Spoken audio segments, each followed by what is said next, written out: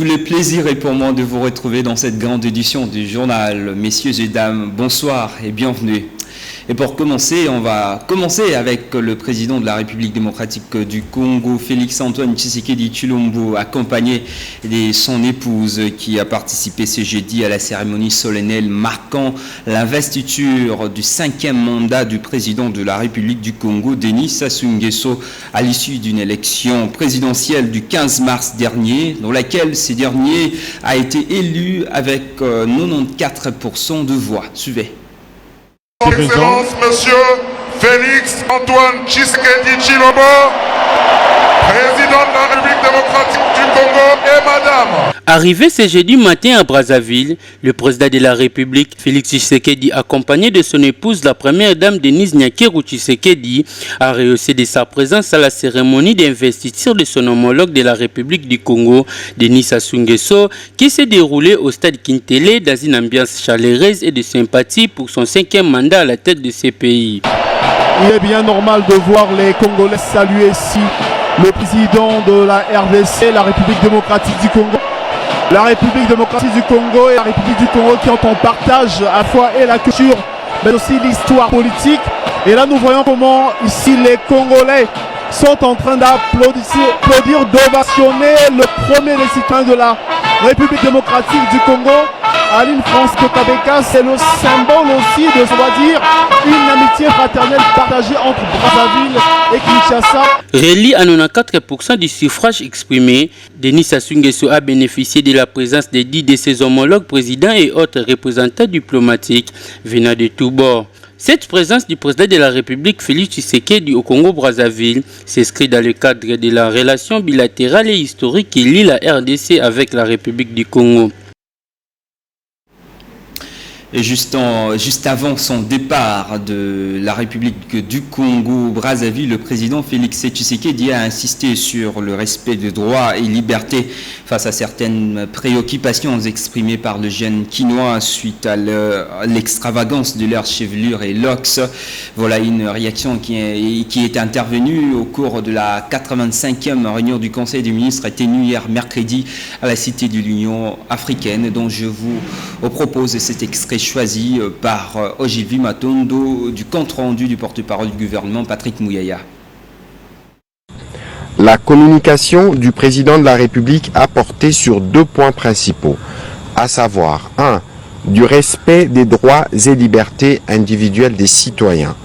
Suite à certaines préoccupations exprimées ces derniers jours dans l'opinion publique, notamment par des jeunes de notre capitale au sujet du port des cheveux tressés ou de locks, le président de la République a tenu à rappeler quelques principes fondamentaux qui doivent guider l'action de l'État ainsi que le comportement de nos concitoyens.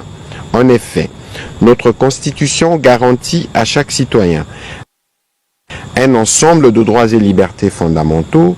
Ces droits, qui constituent l'un des piliers de notre État de droit, assurent la protection de la dignité humaine, de la liberté individuelle et de l'épanouissement de chaque Congolaise et de chaque Congolais dans le respect des valeurs de notre nation. Toutefois, le président de la République a souligné que l'exercice de ces droits et libertés ne saurait être assimilé à un libertinage. Dans toute société organisée, la liberté s'exerce dans le respect de la loi, de l'ordre public, de la morale, de l'éthique et des bonnes mœurs. Cet équilibre demeure indispensable pour garantir la coexistence harmonieuse entre les libertés individuelles et les exigences de la vie collective. Le président de la République a aussi tenu à rappeler que la police nationale congolaise a pour mission essentielle d'assurer le maintien de l'ordre public, de protéger les citoyens ainsi que leurs biens et de prévenir toute forme d'insécurité. Cette mission est noble et indispensable à la stabilité de notre pays. Cependant, l'exercice de cette mission doit se faire tant dans le strict respect de la loi et des droits fondamentaux des citoyens. Les interventions policières doivent s'inscrire prioritairement dans une logique de prévention, d'encadrement et de protection, et non dans une dynamique susceptible de conduire à des arrestations arbitraires ou à des pratiques attentatoires aux libertés individuelles. S'agissant de l'apparence capillaire ou vestimentaire des jeunes, notamment les ports de cheveux tressés ou des locks par certains garçons, le président de la République considère que de tels choix, dès lors qu'ils ne constituent ni une violation de la loi, ni une atteinte à l'ordre public, ne sauraient justifier des interpellations systématiques ni des privations de liberté. Cependant, l'éthique, la morale et les bonnes mœurs devraient aussi être des repères et des témoins guidant la vie en communauté. Il a invité à cet effet les éléments de la police nationale congolaise à faire preuve de pédagogie, de discernement, de professionnalisme et de respect scrupuleux des droits des citoyens dans l'exercice de leur mission. Et on va parler de la guerre dans l'Est de la République démocratique du Congo. Devant le Conseil de sécurité de l'ONU, l'ambassadeur congolais Zeno Mukongo a mis en cause la justification sécuritaire avancée par Kigali pour sa présence en République démocratique du Congo. Extrait choisi par Ojevu Matondo. La situation en République démocratique du Congo et dans la région a été marquée par de nombreux efforts diplomatiques au niveau international et régional, notamment avec le mécanisme de surveillance et de vérification du cessez-le-feu du 14 octobre, l'accord cadre de Doha du 15 novembre 2025, les accords de Washington du 4 décembre ainsi que le renforcement de la coordination des efforts de paix africains. Je voudrais insister sur le caractère complémentaire de tous ces processus dont le point de convergence reste la mise en œuvre intégrale des dispositions pertinentes des résolutions 2773 et 2808 du Conseil de sécurité, résolutions qui condamnent fermement l'offensive du M23 et les violences dans l'Est de la République démocratique du Congo, qui appelle au cessez-le-feu immédiat et qui exige le retrait du M23 et demande au Rwanda, à la Rwandan Defense Force, de cesser son soutien au M23 et de se retirer du territoire de la République démocratique du Congo, tout en réaffirmant la souveraineté et l'intégrité territoriale de la République démocratique du Congo. En dépit de toutes ces initiatives, on reste quand même préoccupé à la lumière des récents développements par la sincérité de l'engagement du Rwanda et de leurs supplétifs qui s'obstinent à fouler aux pieds leurs engagements au terme des accords susmentionnés.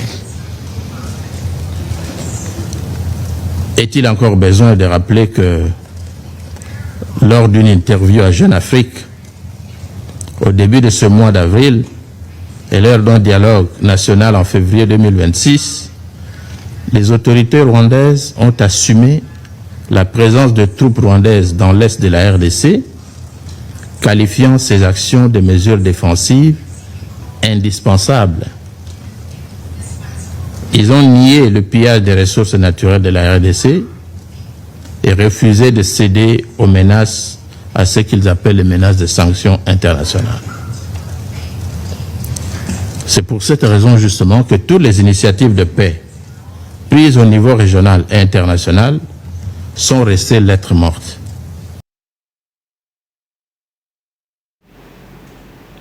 Et du retour en République démocratique du Congo, après une élection très engagée, la Commission électorale nationale indépendante CENI a rendu public le résultat provisoire auquel Lodi Mongo Jules est élu respectivement gouverneur de la province des Sankoro avec 15 voix sur 25 du suffrage exprimé dans un ticket formant avec Yana Péchard le Motomoké comme son vice-gouverneur.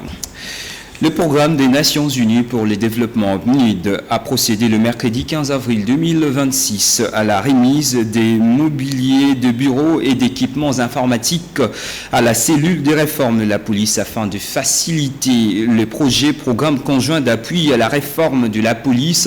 La cérémonie s'est déroulée au commissariat général de la police. Polydor Ngaziami. Mobilier et équipements informatiques, c'est la dotation du programme des Nations Unies pour le développement en faveur de la cellule de réforme de la police. Pour le PNUD, la cérémonie de remise organisée à cet effet au service juridique et contentieux du commissariat général de la police symbolise une avancée significative dans son partenariat fructueux avec la police nationale congolaise.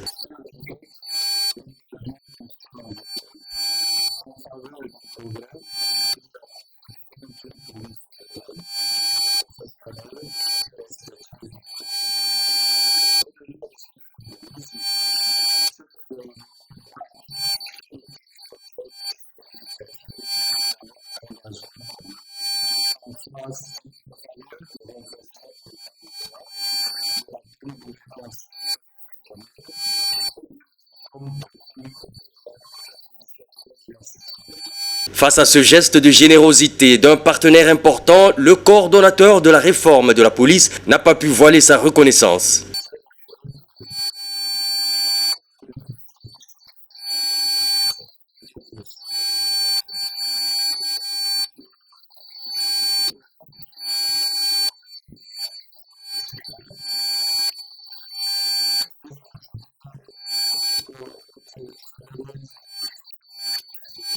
Le mobilier de bureau et l'équipement informatique reçu sont d'une valeur d'un peu plus de 50 000 $, a précisé le représentant résident du PNUD. Acquis sur les ressources propres du PNUD, il représente bien plus qu'une donation.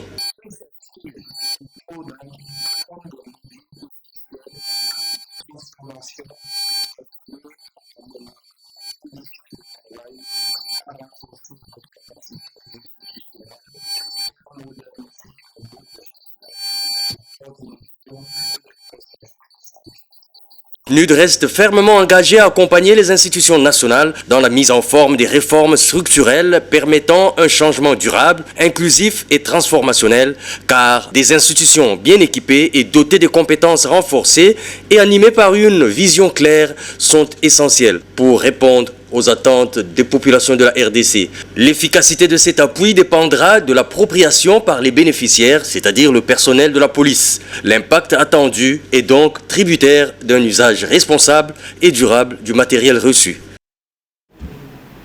Et puis on va poursuivre ces journaux avec cette triste nouvelle en rapport avec un accident de circulation très grave qui s'est produit tous les matins à Kinshasa au niveau du triangle en allant vers le rond-point Ngaba. Un choc impliquant 3 camions de poids lourds faisant état des nombreux blessés et 3 morts selon les témoignages des personnes ayant vécu les faits. Suivez.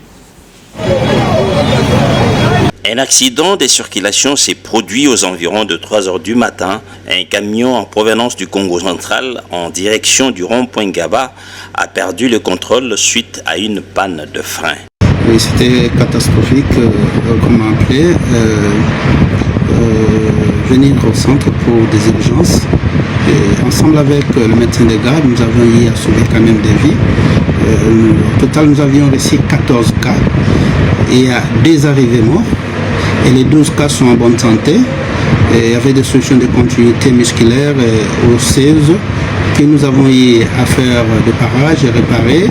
Et on attend encore que les familles arrivent, que les autorités arrivent pour maintenir leur homéostasie comme d'habitude et faire d'autres examens recommandés par l'équipe médicale. Et bon, il y a collision de 3 véhicules poids lourds qui se sont mis ensemble et puis causé cette tragédie. Concernant cet accident, on a reçu 6 cas. Dans les 6 cas, il y a au moins 4 femmes et puis 2 hommes. Et puis parmi ces cas, il y a 3 cas qui ont de fractures fermées, des 2 os, probablement des 2 os de la jambe. Et puis on a confectionné des attelles. Et puis il y a 3 cas qui ont de plaies qu'on appelle des continuités cutanées. Et puis on a suturé. On a donné des soins et puis voilà. Le véhicule a terminé sa course entre deux remorques stationnées sur le lieu. Un câble était également tombé sur la chaussée au niveau du triangle menant vers le campus. Les bilans fait état de 3 morts et de nombreux blessés. Admis aux cliniques universitaires de Kinshasa pour 2 soins, les victimes présentent des lésions graves, notamment des fractures et des amputations de membres.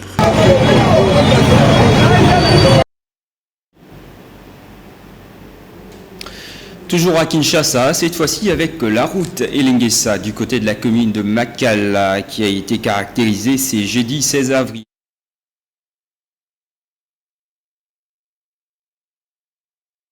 D'un motocycliste et qui du reste était en discussion hostile avec un élément de l'armée républicaine qui, selon les témoignages recueillis sur place, a tué ces jeunes conducteurs de la moto. Suivez.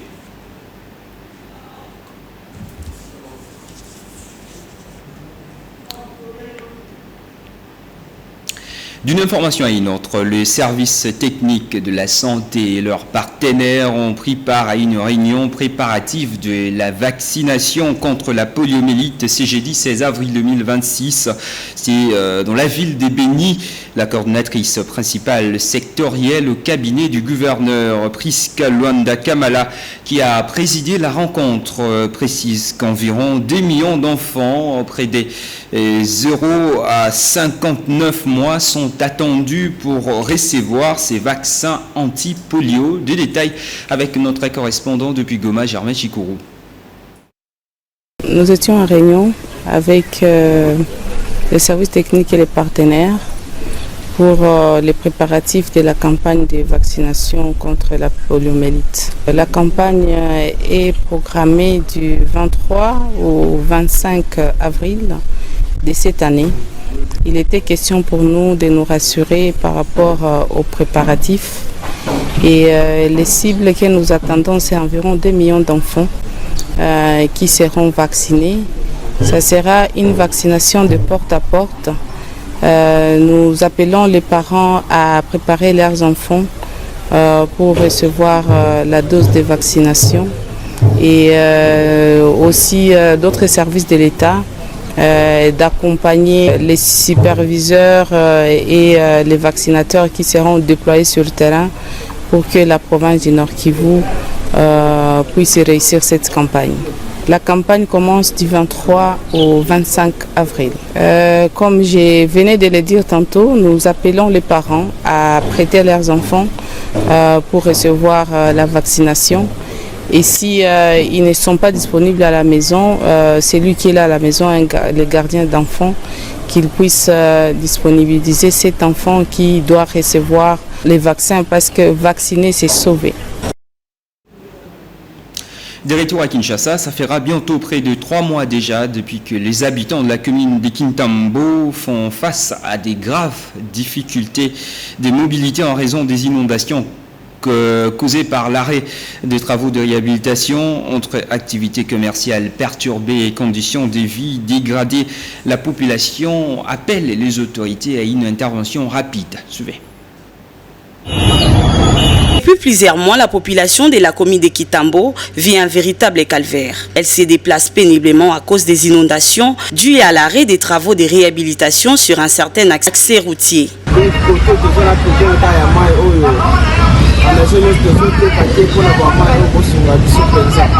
Cette eau nous dérange beaucoup. Nous n'arrivons pas à vendre à cause de ces inondations provoquées par l'abandon des travaux depuis un certain temps. Le plaintes avancées par la population de ces coins de la capitale congolaise sont formelles. L'état actuel de l'avenue Kassavubu l'empêche d'exercer correctement ses activités commerciales.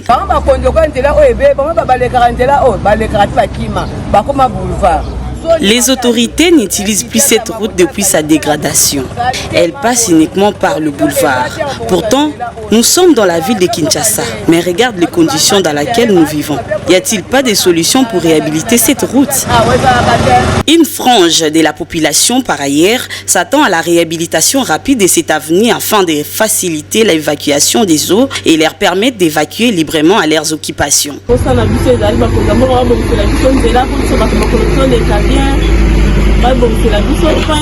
Que les autorités arrangent cette route afin que nous puissions évacuer librement à nos occupations.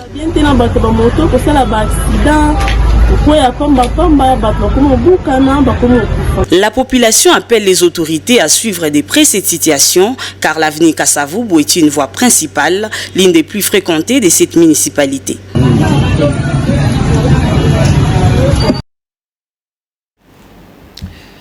Et puis, au-delà de frontières RD congolaises, l'actualité est partagée entre voyages papal, meurtres et arrestations. Tout de suite, l'essentiel de l'actualité internationale avec Fofana Moukoubi.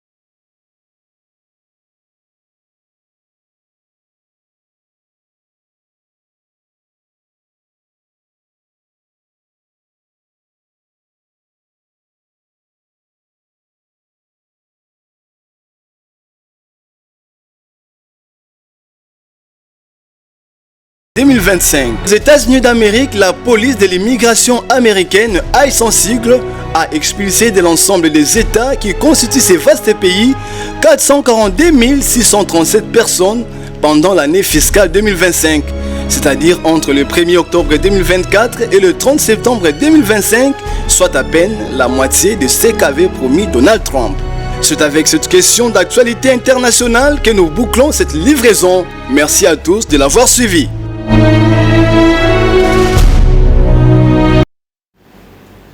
Et puis on va compléter l'actualité avec du sport. Il faut savoir que l'équipe nationale de la République démocratique du Congo version féminine a perdu le mercredi 15 avril 2026 face à la Thaïlande sur le score de 2-0 en finale du tournoi organisé par la FIFA dénommé Series. Nous sommes pratiquement arrivés à la fin de cette grande édition du journal. Merci à vous tous de l'avoir suivi. Restez branchés sur Antenne 1. Au revoir.